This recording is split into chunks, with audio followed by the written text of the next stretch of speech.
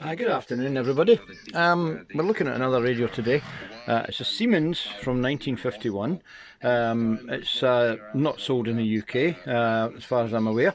It's German radio obviously, and it's sold to the German public. It's quite an unusual radio, to be fair. The model is a Siemens Spezial-Super 52 Type SH 511W. Now, it uses a very strange valve lineup.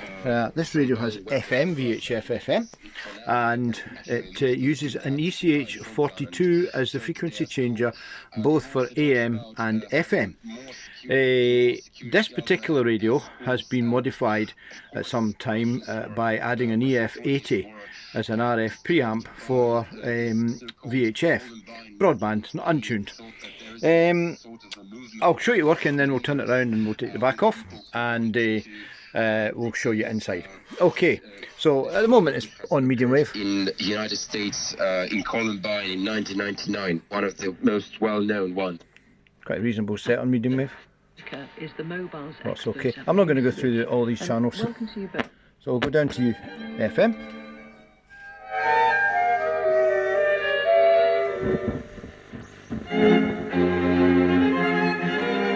That's Radio 3. She's not against gay rights, for example, necessarily, except she's against gay adoption. She thinks a child has a right to a father and a mother. She accepts gay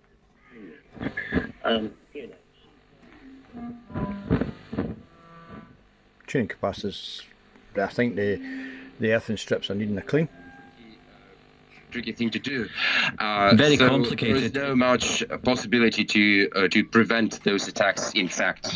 Yeah, it's very, very complicated, but thank you very much indeed for bringing us up to date with the situation there, Sergei Goryashko from the BBC's Moscow Bureau, and our colleagues.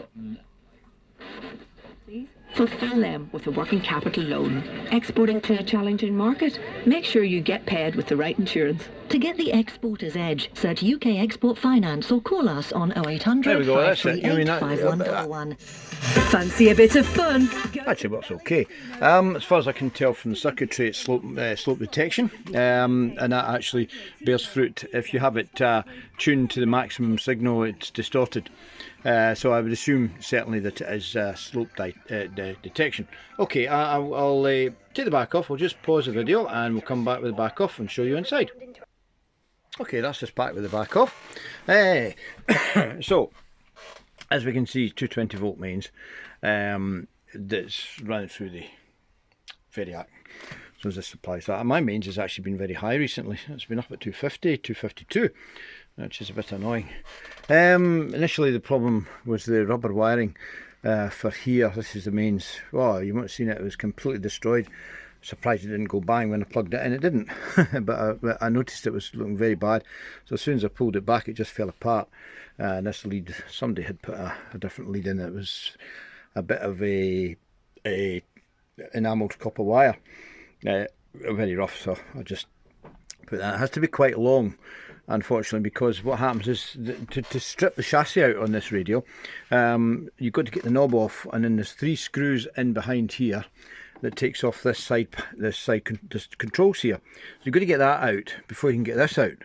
The chassis can't be removed because it has to be moved over a bit to get it out. So it's screwed up through the bottom, and there's spacer pieces of wood here as well. So the valve lineup is EZ40 and EZ41 and EF43. No, sorry, let me get the diagram. I don't have the whole diagram here, unfortunately. Let me just get the valve lineup so as I get that correct. Oh dear, it doesn't even tell you. ECH42 is the frequency changer, and the ECH42 does both FM and AM. That's an EF43, which I don't think we ever had the EF43 in the UK, and an EAF42 as the detector. The capacitors, the original capacitors, these two here, this one is isolated from the chassis by a Paxlin piece, because they use the supply is such that they use it for grid bias. There's no cathode resistors. This is the main smoothing, and it's corroded the bottom of the smoother, so I just put this little bracket thing in here to give me better contact to ground. So as this was sparking away at the bottom, I cleaned it up, it didn't help, but I did this and that cured the problem.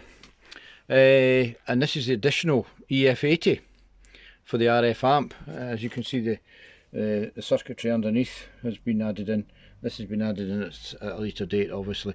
This little adapter plate, which will please our friend David, on the side here, to mount the preamp. It looks pretty professional. It could have been, may have been made by a company that was making these up. I don't know, but it certainly works. I've tried it directly, rewired it back in the way it should be, and it's extremely low gain. It needs a fair old whacking signal to get the FM to work. But with this, it works really well. It's actually quite sensitive. So different, definitely different. But the set hails from 1951, and I got it from my friend in Poland. And yeah, it's just an interesting one to add to the collection. But as I say, it does actually work quite well. It works even well on the AM bands. It's good in shortwave and long wave, and also medium wave. So a nice set. I would say though that the quality of the components used in the radio is very dubious. The resistors are horrible. I do not like them at all. And some of the capacitors, in fact all of the capacitors, were extremely leaky, and I mean extremely leaky, far worse than I've seen in some of our wax capacitors from the UK. But anyway, that's such is life. But I do see there's another position here for another valve, and it just makes me wonder if there was another upmarket model. I don't know, there may have been a model that had something else. Possibly the rectifier was moved over here, and there was maybe another output valve, and they had a push-pull output stage. I don't know, but certainly there is a provision for another valve, and also something there, another square has been punched into the chassis for something. So again, there could be another model with a higher spec, but I don't know, I haven't researched that. But there you go, and as I say, nice one for the collection, nice one to see, and it actually works quite well, considering that it's very basic in respect to the detection, and of course the valve used for the frequency changer, and it tunes up to 100 megahertz fine. Well, 99.1 it will go to here, which is radio 1, and it will pick up that as well. So it's right at the end of the scale, admittedly, but it does receive it fine. So yeah, as I say, different.